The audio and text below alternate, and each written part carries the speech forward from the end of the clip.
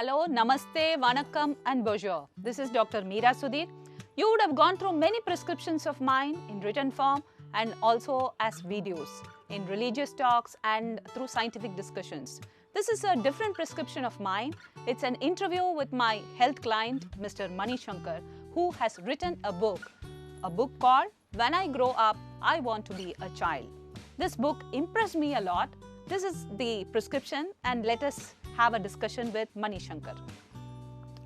So tell me, Mr. Mani Shankar, how did you land up in writing this book? First of all, thank you, Dr. Meera, for a nice introduction. And yeah, I thoroughly enjoyed writing this book. That's the biggest return that I have got in writing this book. I've been able to reflect upon my life experiences over the decades, and today I am by and large a satisfied, happy person living. So I would like to share whatever thoughts I have, and I have seen over a period of last 40-50 years, the world has undergone a lot of changes thanks to the technological advancements, and particularly topics of subtle understanding has taken a back seat. So I thought it is right time for people who are aware of this knowledge from various, not only me, from various people in the society, bring it forward so that the present generation looks at it and then they takes a decision by themselves to. So you've written the book for the present generation, 21st century? Well, you can say that, and also for people who have lived over the past, they also will be able to reflect upon it. It just a thought I just wanted to contribute to the society. What is necessary of me to do that. Do you expect that the young would go through your book and change their life and have a successful or a satisfying life? You see, there are innumerable scriptures, books, knowledge which is available to the humanity, and what I have contributed is just a speck in the ocean, or well, at least to that extent, if I have contributed, I'm happy about it. So there are 12 chapters in the book. Do you expect that the whole life is encapsulated in these 12 chapters? No, we cannot quantify it really, doctor. See, the life can be said in one word, just say love and be done with it. Or just say be of a very highly intelligent person and be done with it. Or just say do your duty and just be done with it. So you give three different equivalents for life. That is love, do your duty, and you be intelligent. So this is life? Yeah, and also we need to take care of the body, which is our vehicle, to understand how we should introspect and how we should look inward. And there are so many aspects to life. And then if we are able to capture the idea as to in what steps we can go in order to reach that level of implementing the duties of the person, that would be more appropriate. It's like, you want to play a game of cricket or football. You need to undergo the training. You need to understand the rules and regulations, and then you can go play the game, applying your skill. So just by saying go apply your skill and then play the game, it will not take you anywhere. You need to understand. And you need to practice it, and you should have with what attitude I need to play a game. So you were speaking of journey inwards. Yeah. What is this inwards journey? Is there you have a vehicle to travel inwards? Where is this inside part? You see, we are living in this world, like we as an individual and the world as the other part we are living in. So we look at the world outside, and we try to use these things outside for the benefit of our better life. So likewise, there is also God has given us intelligence to think what is this creation all about, and why are we here, and how can I use it for the betterment of my life. So this is what is an inward journey is all about. Is there some space where, you know, is this, you can quantify or the dimensions of the room of this inward space? How do we identify this inward space? That depends upon the, I suppose that depends upon the individual's capacity. Say, for example, even in your day-to-day work, you want to, if you're planning out something as to what I'm going to do, it's an inward thinking. All planning. Mind. You tell about the mind and the thoughts as the inward space. We think as to how I'm going to achieve this task which is in front of me, and then I think. And with that thinking only, I will be able to implement it. And we implement it and take the results as it comes. There's one statement you make, as discussed already. Never does any living being other than human race show the chord of discontent about discrimination or injustice. Justify. Well, it's naturally so, because human beings, you know, we have that extra capacity to think, and high level of thinking. And high level of thinking is also a sword with a double side. So either you can use it for the good, or you can use it for to the detriment of you, which the other beings do not have. They are conditioned to behave in certain directions. So they do not manipulate their intelligence in any way. If you take a lion is a ferocious animal, and it will only go on hunt when it is hungry. It has got its nature. It goes by its nature, and so it doesn't find any confusion about its life. Whereas a human being is not like that. We have the capacity to think beyond these worldly concepts what we are seeing, and transcend ourselves to understand, enjoy, and be one with the Creator who has given this life to us. And the same intelligence can also take you to dwell more and more into the worldly affairs, and the indulgence will give you a lot of miseries, and you also suffer because of that. I understand. So you've many times pointed out that man should not be animal-like. Aren't we animals? And what are you trying to tell when you tell that man What should I'm not trying be? to say is, like animals they are conditioned. They have a limited intelligence or emotions, or the way they go about living their life. But man is not like that. Man is the crown of creations. But we have got a higher level of understanding, capacity to understand, rather than to say understanding. We have the capacity to understand the life better. So that is the context in which I have said. But some of the animals are very beautiful in its creation. So man cannot live up to those levels. So I'm not comparing that. But I'm only, when I say we have to be better than animals, I only mean that, the I understand. intelligence. There's also a Tamil saying that goes in Achara Kovai, Nanderumbu Thookanam Pulkakai Endrivai Pol, that goes where learn the best things from the Nattirumbu, from the ants, the Thookanam, that is the hummingbird which has this nest, and the Pulkakai, the birds like the crow. Learn the best from it and apply it in life. Is this what you're going to trying to tell? Exactly, like how the bees are able to make a honeycomb. No architect can make it as perfect like that. But it is that capacity what God has given to them. But we have the capacity to go beyond this the worldly things that we see around, and that's what we should try to emulate and then go in our directions. You asked us to thank that someone silently within yourself who contribute to your defeat. Is it possible? Yes, I mean, every defeat, every difficulty is a stepping stone for your success.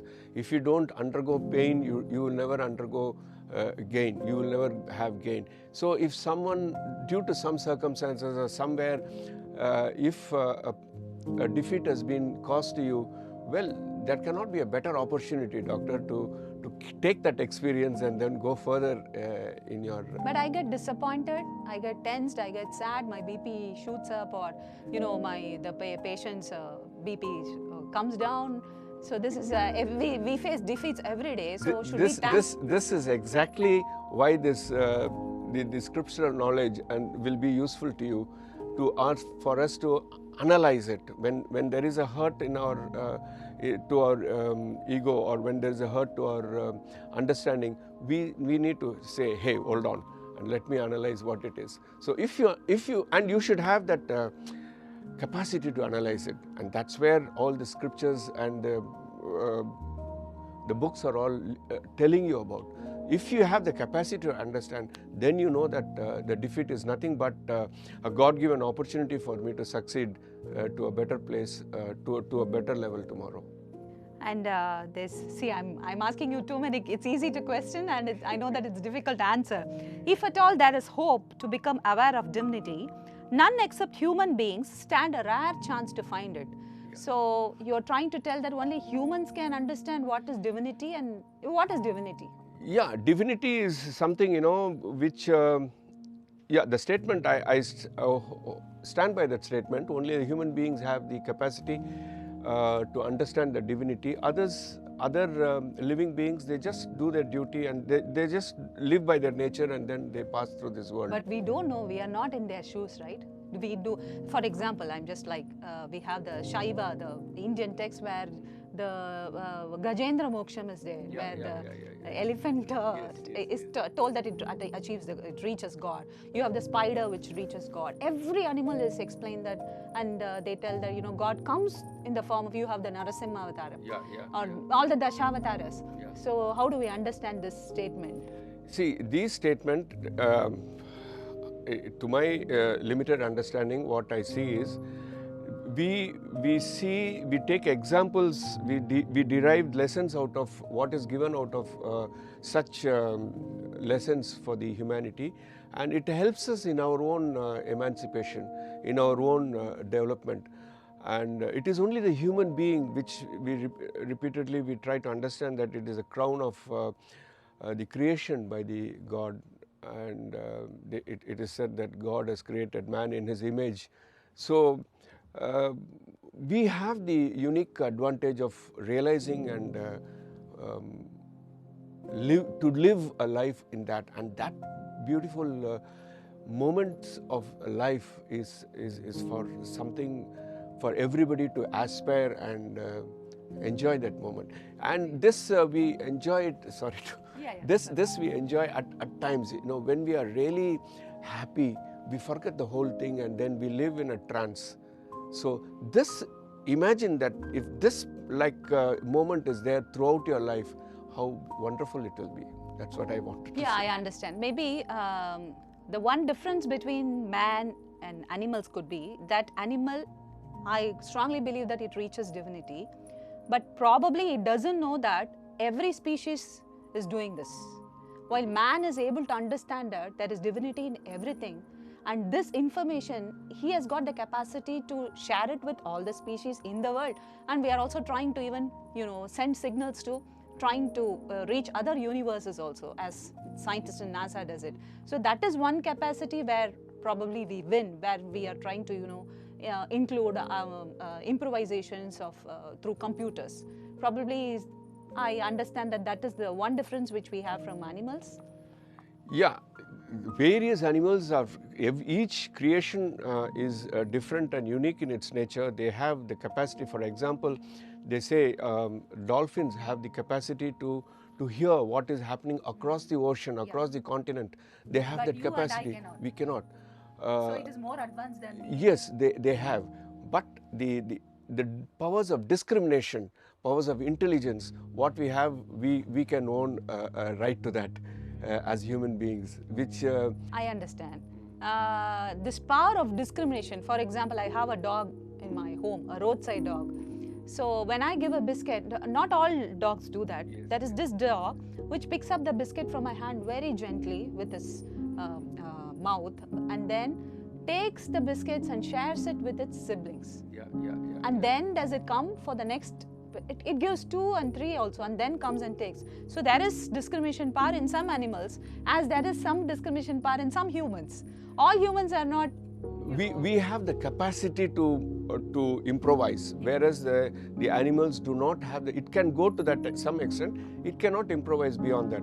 For example, I just to take you back to the example of the bees making the honeycombs. It can do that. A spider can do a web. It can do that, Yes. and it's nobody can beat them on that. Yes. But then we have, from the stages of caves, now we have the houses where we live is all automatic. So this is how the humans have got capacity I to understand. Like, for example, progress. you use the spider's web spinning capacity and you make a parachute out of it, and the honeycomb capacity, and you do it.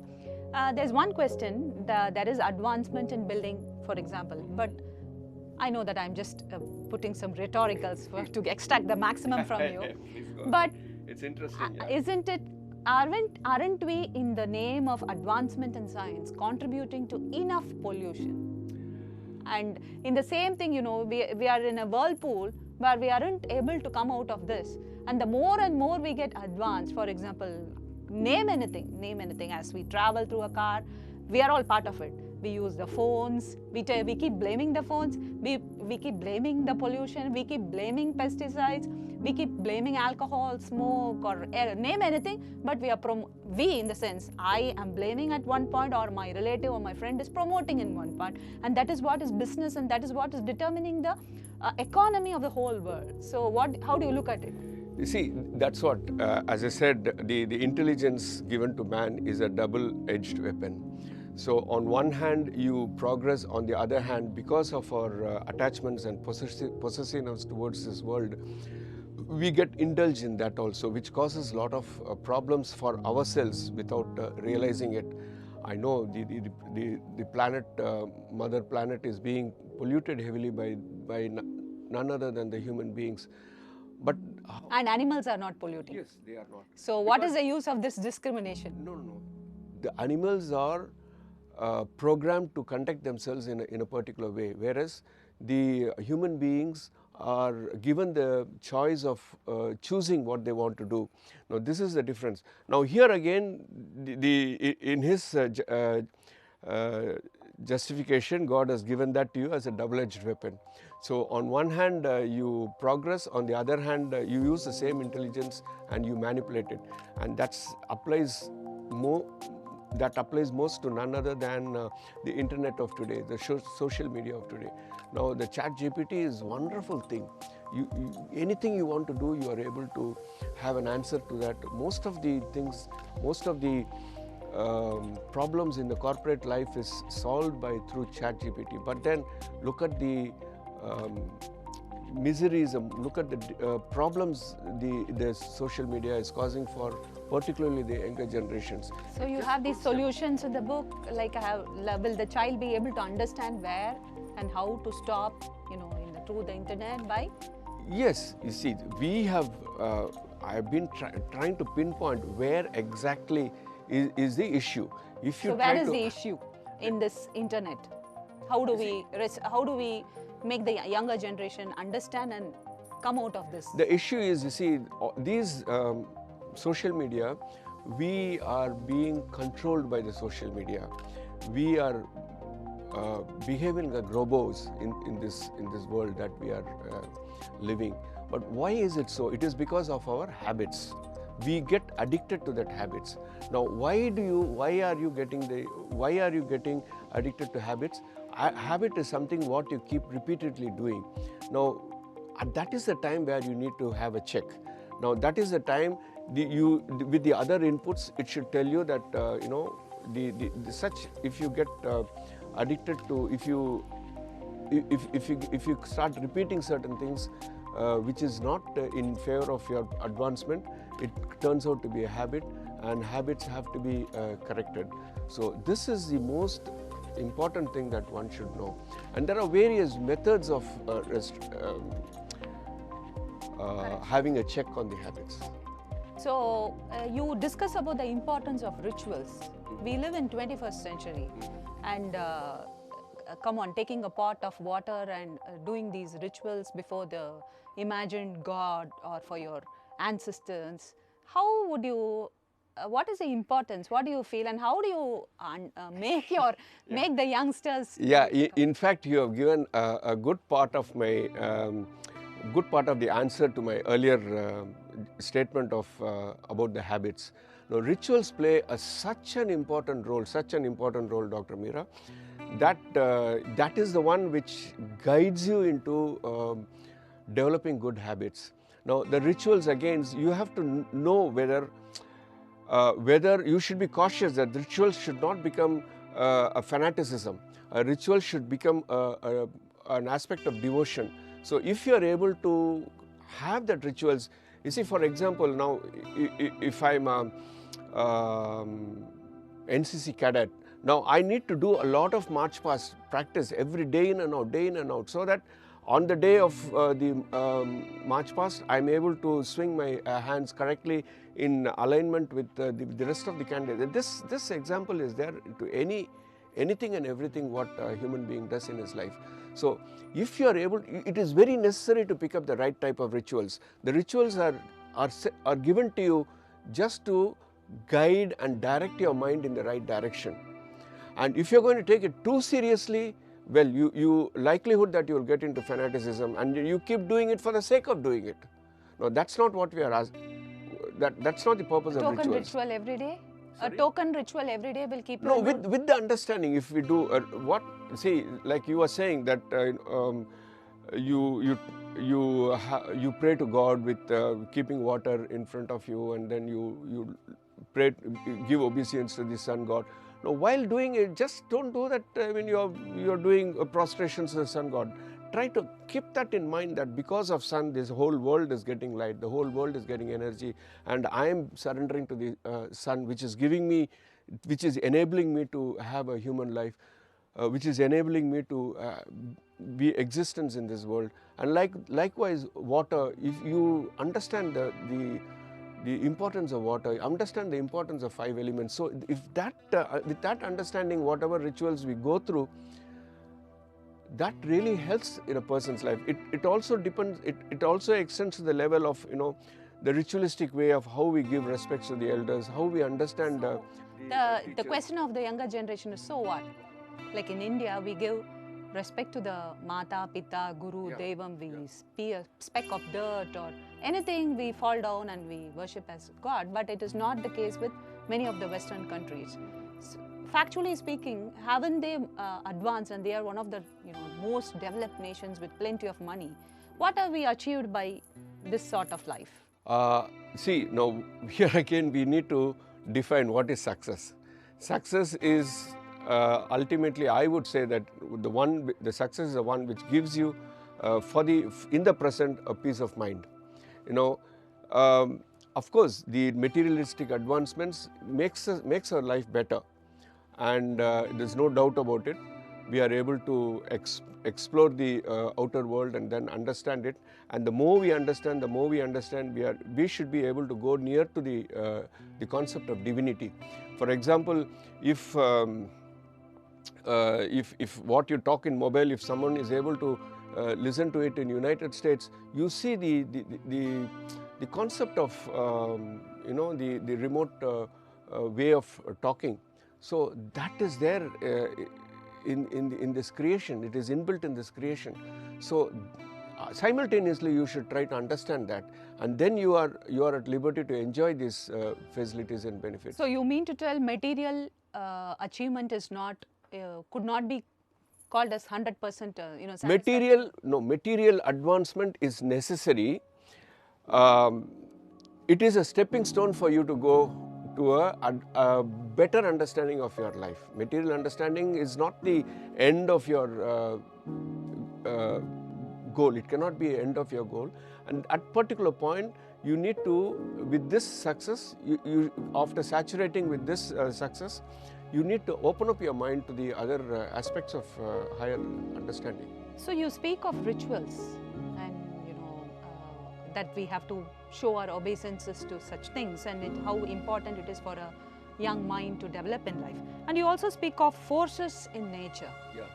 4 basic forces which you keep repeating, as an elderly person would advise in our home, no, every day. Like that you keep, I find it repeated in the book. Yeah, it's so very important. You see, if these, just to give you a small idea, this world is made up of 5 elements, as we all know. The earth, the water, the fire, the air and the space. And they are all made up of various atoms, and atoms, further it is broken down to what they say, bosons and quarks, and then they say it is all through vibrations that the whole concept that we are able to see. Every individual part of my body is made up of cells. Okay, now, as a doctor you will appreciate it better, so I don't have to tell you that, and correct me if I'm wrong. So how are these cells holding themselves together? How are they holding? Is there an adhesive? Is there something laid between that? No, it is not. Each cell is holding themselves together because of, due to certain natural forces. Now the chair on which we are sitting, this room and everything else has, whether it is inert material or whether it is living material, everything is holding themselves together, and from time immemorial. That's the beauty of this creation, wonderful creation it is. You can't, you can never be satisfied wondering about this. So now then, thanks again to our ancestors and the renowned scientists, that they have found out that this is due to 4 types of fundamental forces that is holding them together, which is the gravitational force, the electromagnetic force. There was a time where people were not, they're thinking that magnetism and electricity is different, and then they found that it's all one and the same concept. Then the electromagnetic force, which is there available in the nature, and then comes the strong nuclear force. At the very nuclear level, at the very cells level, the force is what is binding them together, and the weak nuclear force. Weak nuclear force is the one where even below that, even the particles, how they bind themselves together. Like if you see an atomic structure of for an element, there is a certain structure. No, all these things are held together. You see, it's fantastic thing. Once you start thinking about this, you will start having tears in your eyes. So that is how it has been created. Now, this fundamental force, once we understand, then we really start realizing what a fantastic creation it is, and what are we here to do? We have nothing but to express or keep expressing our gratitude towards this whole concept of creation. So there's one description, I, that you're identifying as you. Is the guy in the mirror, or is it the witness that is seen here? So I recall the experience of Vallalar over here. Not just Vallalar. Throughout the book, I find you describing many of our saints and many of the words which are there as such in yoga and scriptures, but you've not mentioned it in the language of Sanskrit. Why have you wantedly not used Sanskrit, or why have you openly not credited that it has been got from the seers? You see, let noble thoughts come from all directions. So indeed, yes, all these things are said in our scriptures, and it is also said in so many other scriptures that are available throughout the world. I just wanted to make this as a material which is understood easily by people around the world. By trying to introduce Sanskrit terminologies could make the other person feel that, oh, I'm not conversant with this language and the scriptures. Like for instance, like this, the Chinese wisdom is also a greatest.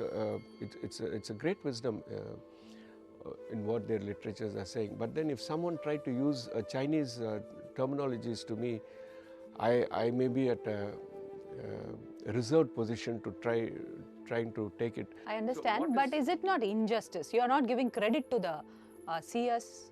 You are using their concepts as such. It's very beautiful, and of course I'm going to recommend it to my children. But my child will not. But my child will be thinking that it is something so original, and it is, of course, there are many experiences which are original. But we have faced it through the centuries, because the people who should be given the credit have not been given the credit, not just in India, throughout the world. So I just want to know how would you justify Yes, I appreciate your sentiments, Dr. Meera.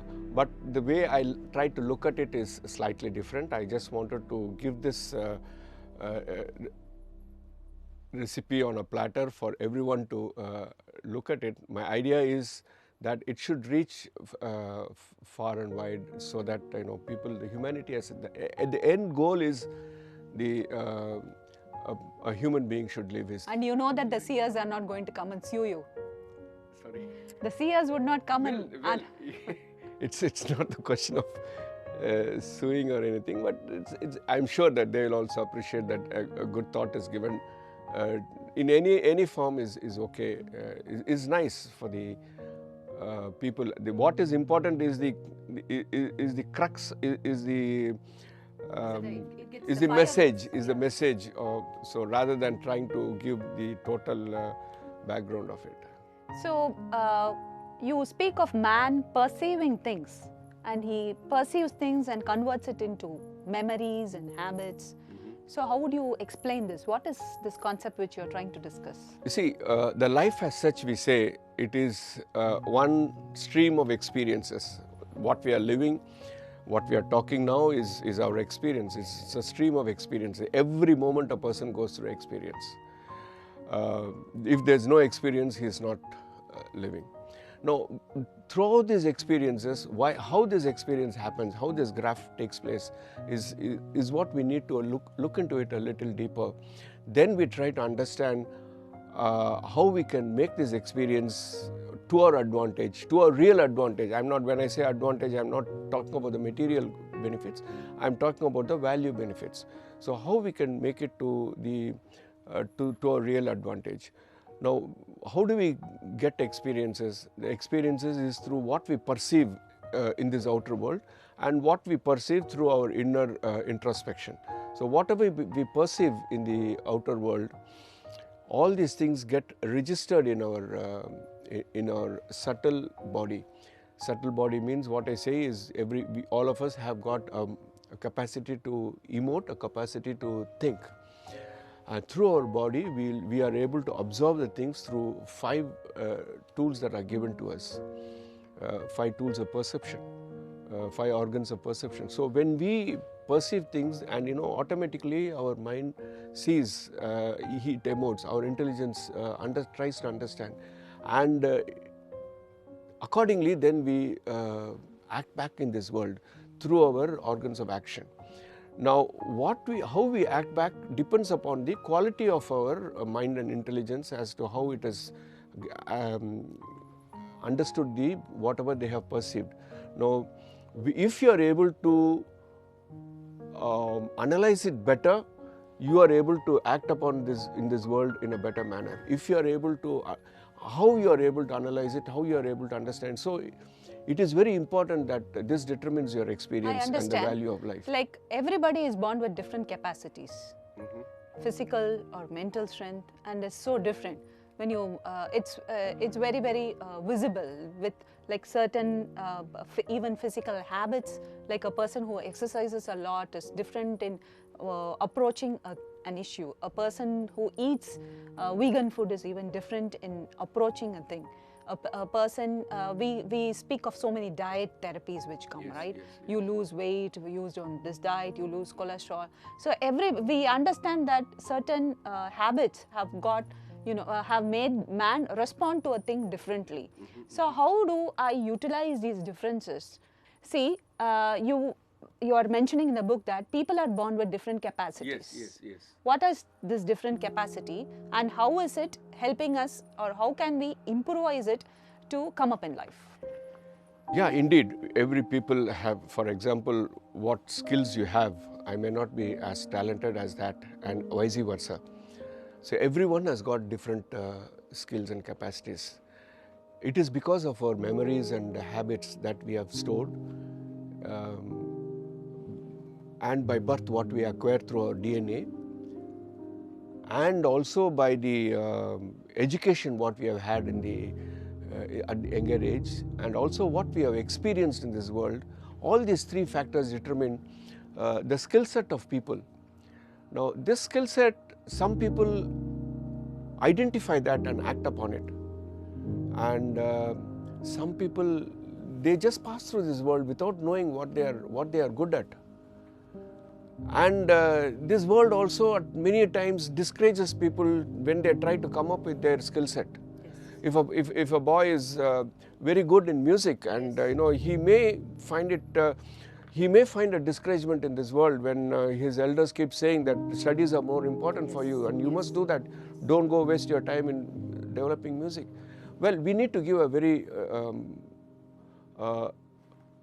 a refreshed thought from a different perspective on all these things.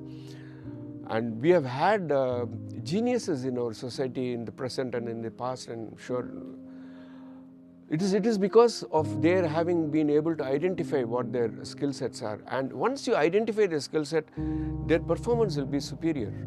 But when you have the society which keeps branding you that you're unfit for something, and you're, as you tell, you've been born with such a DNA and you cannot aim for this and this a thing, how do we break this cage of thoughts? This breaking, or you know, this is rediscovering, I would rather say. Rediscovering or the values is only through knowledge, only through understanding what it is. And this knowledge has got subdued because of the external technological growth today. Everybody is now after computers, everybody is now after IT segment. Well, it is a very good avenue for a person's improvement, no doubt about it. But then, are you all made up of such stuff to come up in an IT segment? Or do you have a skill as a player? Do you have a skill as a mechanical person? Do you have a skill of a professor? Do you have a skill of an administrator? You have to understand all these things. Now this, if you understand, you're half the portion, or even most of the job is done. It is only up to you to pursue it further, understanding your skill. You speak of how sharing is very, very important in life. Sharing your money or sharing your love, and as you tell, you've written this book for sharing your thoughts and experiences. Yes. But we observe that people who don't share are very rich and very happy and successful in life. Mm-hmm. So what if I don't share my money or riches? And so what if I keep it to myself? Yeah, interesting way that you have asked, interesting question that you have put. When you say, when I don't share, what is it that you are saying that you don't share? Like say, you're talking about the money? Money is that we identify money is not the source of happiness really. Money is the source of giving you some pleasures in life, so that you understand what this life is, and then you transcend yourself to sharing values with the humanity. So as such, if you get stuck with the money, that's what most of the people do. They get stuck with the money, and out of compulsion they try to do something good with the inner agenda, and definitely they will face roadblocks. No, but we find them becoming richer. They have greater houses. In what time scale that you are seeing? You see, this world is millions and millions of years, and a person's life is, say, even if you give them the maximum credit, 100 years, and in what time lapse you are trying to see whether he is happy or whether he is sorrowful. That is very important. Just by seeing that a person is very happy, and if is he really happy, is what again you also need to understand. They are happy. Well, that is our perception. Let them be happy and let them have a good life, and it will be good for them to extend this into doing goodness and sharing it with others as well, so that their happiness gets also extended. So sharing is one way where we share. When we give it as money, we share our emotions, right? We become happy, and this happiness also brings in lots of chemical and neurological changes, and it brings in health. Yeah, sharing. What is sharing? If in my understanding, doctor, what is sharing? Sharing is something, you know, when you are trying to when you are trying to limit yourself to your body, to your as an individual, then you know you don't have a mind to share it with others. When you know that you are part of this world, you are part of this existence, you are part of this universe. So with whom are you sharing? You are sharing it with your own self. Okay. Don't you see that? Okay. So that if you get to that understanding, there's no point in trying to give a separate definition for sharing. You are not parting with the money anywhere. With whom you can part with the money? And you're discussing the importance of smile. Yeah, of course. The smile is one thing, which you express yourself with the other fellow human being and celebrate life. The celebration of life is the most important thing. You have been given this human life, and what else you can do other than to celebrate if you really want to maximize your potentials and maximize your life.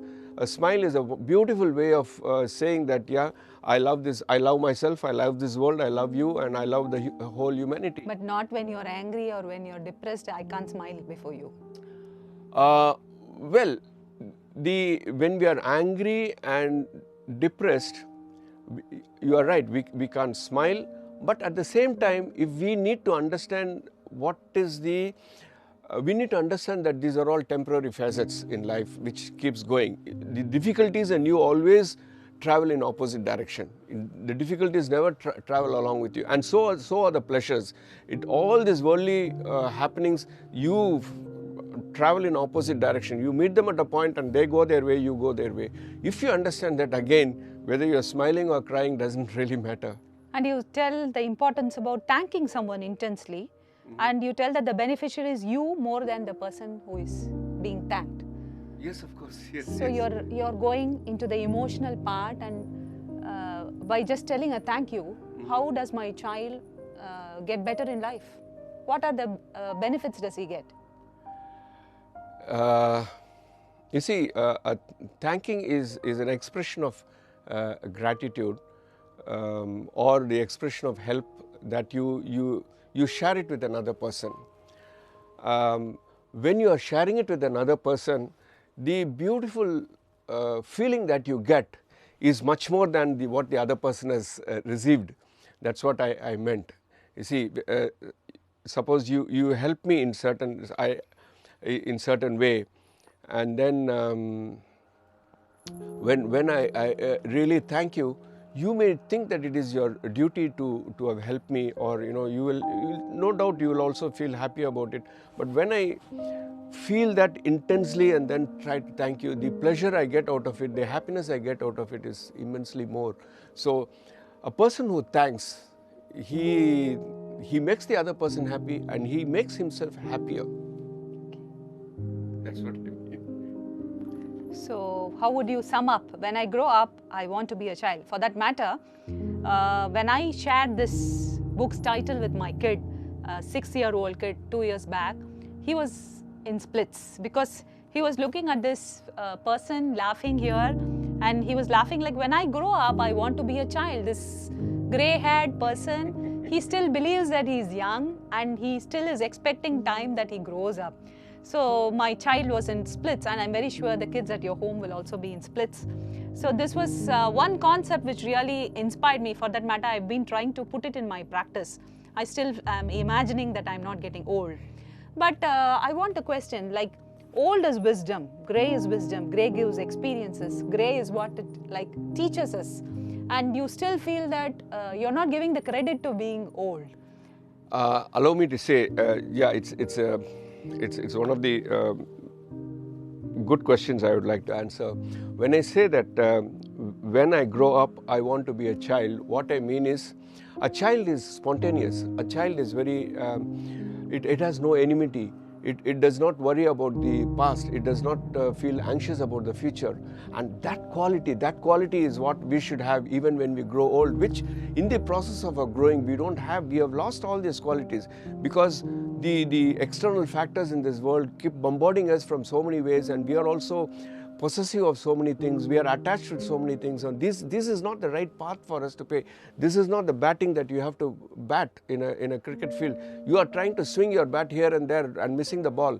So if you really want to bat properly, you should develop the skills as to how I have to be at the crease and then bat it so that I don't give a catch, I don't I start scoring runs. No, this skill is what is important, and that's what we are trying. I've tried to put it in this book. So being a child, even when you grow old, you're trying to speak about the innocence, or can it become ignorance?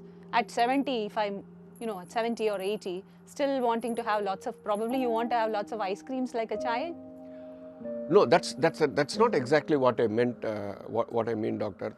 What I mean is a child is blissful at that tender age, and it is you have the right to be blissful at any age. Not only when I become old. At any age, you have the right to be blissful. After all, you were like that once before, and how can you be? How can you carry on with this blissfulness? It is not. It's not that you need to be ignorant. You cannot afford to be ignorant. If you are going to be ignorant, you are inviting miseries, you are inviting troubles in life. So, because God has given you that intelligence. Now, with this intelligence, you have to explore and understand this world. And as you understand the world, you become more and more grateful, you become thankful, you become, the raptures of joy overflows you, provided you are able to conduct yourself in a proper manner. At that time, with that awareness of this entire creation, and then you again experience that blissfulness like a child. So this is exactly what is meant, and this must be the goal for every human being who go through this world.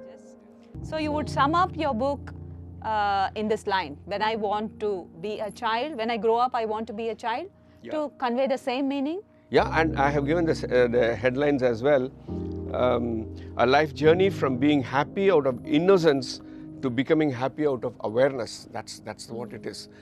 We have been happy out of innocence as a child, but when we grow, we cannot afford to keep up to that innocence. We are given that powers to understand this life. So we need to become awareness is very important. If the quality of your awareness is good, you retain the blissfulness, you retain the childhoodness. If the quality of your awareness is bad, then you have to face miseries. So you have the choice. So what I have been trying to attempt telling in this book is make a choice to choose good awareness, and make a choice to retain your blissfulness in the life. In the process, we work, we emote, we face our life turbulences, and we understand the turbulences. We understand that these are all the opportunities for us to come up in life, and all these things having come up, then you understand the relationship. You have to equate yourself with a fellow human being. Then you understand he is also of the same species as I am, and also go beyond the humanity. Try to identify yourself with this entire animal kingdom and the plant kingdom and the space, and even the inert materials have got life cells in that.